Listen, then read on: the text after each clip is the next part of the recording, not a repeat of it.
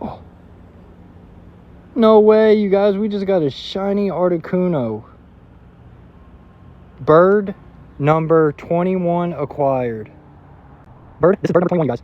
We just caught bird number 21. Oh my gosh. Hold up. If I can catch it. Why does that have to be Articuno? Articuno is all I ever get and catch. Yo, this is insane. Hold up. Hold up. Come on. I'm playing games with you. Bro, wow. All that patience finally paid off today. Galarian Bird number 21. Once it catches. Come on. I'm afraid the game like crashing or something, man. The buddy bounce back. Oh, come on now. This is insane, guys. I just caught a non-shiny Articuno like 4 days ago, something like that. 4 days ago. Which was my 20th. Now 21st. What the heck? It's a catch, man. Oh, bro, this shiny Articuno does not want to catch. This shiny Articuno does not want to stay in the ball.